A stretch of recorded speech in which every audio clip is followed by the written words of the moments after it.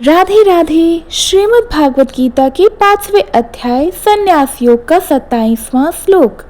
स्पर्शान कृत्वा बहिर्ब्रह्म अश्चु चक्षु श्रैवान्तरे भ्रुवो प्रणापानो समो कृत्वा नासभ्यंत चरीनो। इस श्लोक का भावार्थ है कि जो व्यक्ति अपनी इंद्रियों को विषयों से हटाकर दृष्टि को भ्रू मध्य में स्थिर कर लेता है और प्राण व अपान वायु को संतुलित कर नासिका के भीतर नियंत्रित करता है, वह परम स्थिति यानी समाधि की ओर अग्रसर होता है।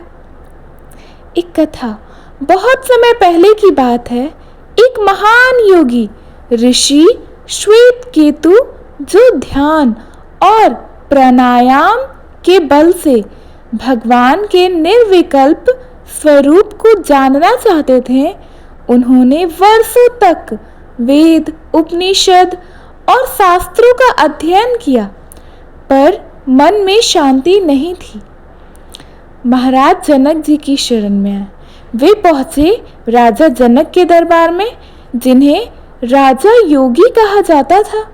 श्वेत केतु बोले, राजन, मुझे उस परम आत्मा का साक्षात्कार करना है जिसे जानने के बाद कुछ जानना बाकी ना रहे।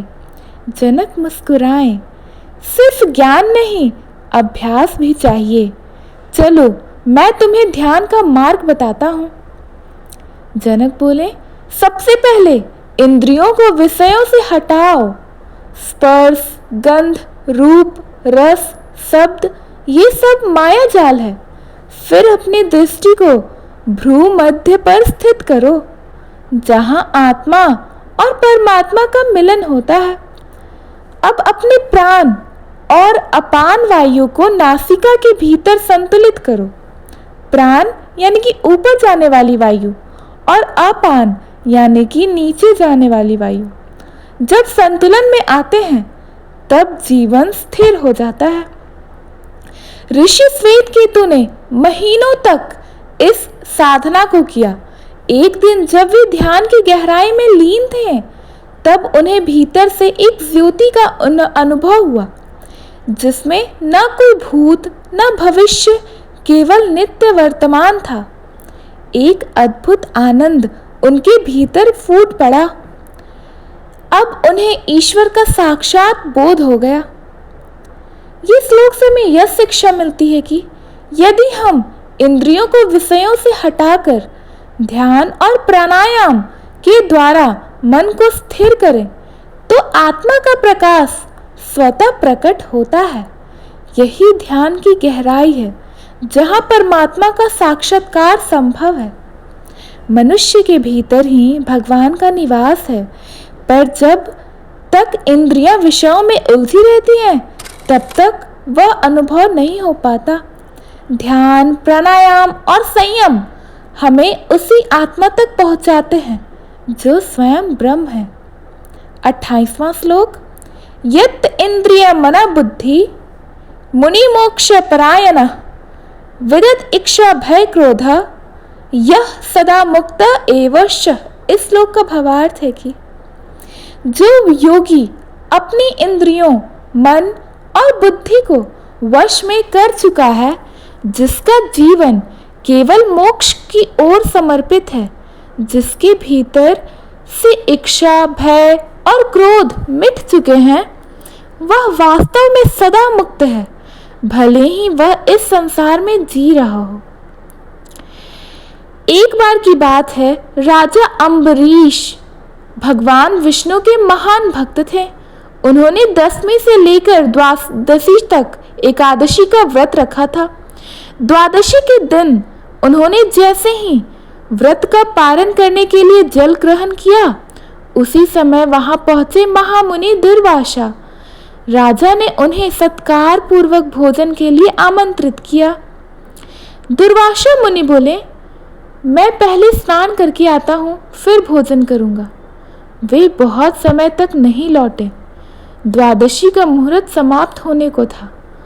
राजा ने केवल एक बूंद जल ग्रहण किया। शास्त्रों के अनुसार यह व्रत भंग नहीं करता। जब दुर्वासा लौटे और यह देखा तो उनका क्रोध भयंकर हो गया। उन्होंने अपनी जटा से एक राक्षस उत्पन्न किया जो राजा अम्बरीश को मारने दौड़ा। राजा ने न तो डरे न उन्होंने कोई प्रतिकार किया।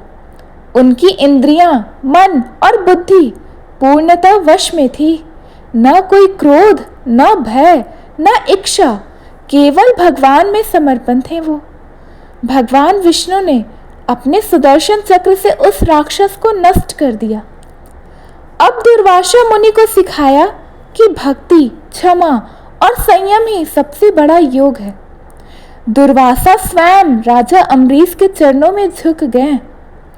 श्लोक से यह संदेश मिलता है कि जब व्यक्ति इच्छा, भय और क्रोध से मुक्त हो जाए, जब उसकी इंद्रियां और बुद्धि नियंत्रित हो जाए और जीवन का लक्ष्य केवल मोक्ष बन जाए, तो वह भले ही संसार में हो, वह आत्मा मुक्त ही रहती है।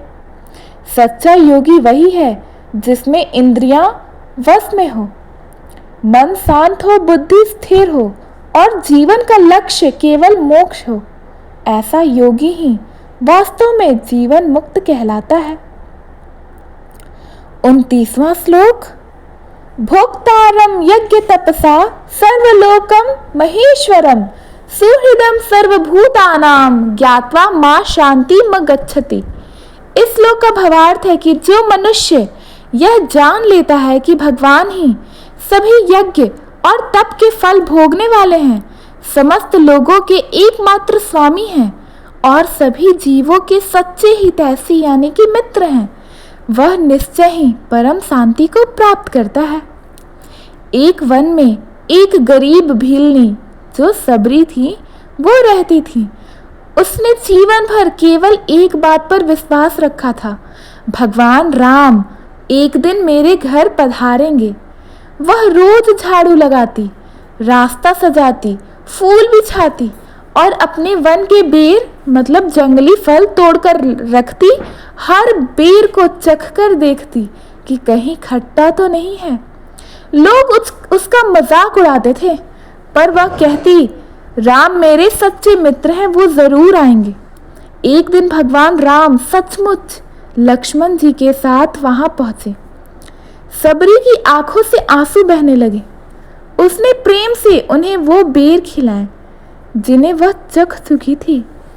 लक्ष्मण झिझक गए, पर भगवान राम मुस्कुराए और बोले, इनसे बढ़कर प्रेममयी भक्ति और कहीं नहीं। इस श्लोक से यह संदेश मिलता है कि भगवान हमारे कर्मों में भोक्ता हैं। यज्ञ हो या तप, वे केवल शासक नहीं, सभी जीवों के हितैषी मित्र हैं। जब कोई यह जान लेता है कि ईश्वर ही सब कुछ है, तो उसे परम शांति की प्राप्ति होती है। भगवान केवल शासक नहीं, वह सखा है, मित्र है, प्रेम है और शांति के स्रोत हैं। जब हम उन्हें यज्ञ का फल नहीं बल्कि प्रेम और श्रद्धा से समर्पित करते हैं, तो हमें वास्तविक शांति मिलती है। धन्यवाद। अगर आपको ये तीनों श्लोक का अर्थ समझ में आया तो प्लीज़ हमारे वीडियो को लाइक करें, अपने फ्रेंड्स फैमिलीज के पास शेयर करें और नए हैं तो हमारे चैनल को सब्सक्राइब करना ना भूलें। राधे राधे। राधे राधे। हरे कृष्णा। हरे कृष्णा। जय श्री राम। जय श्री राम।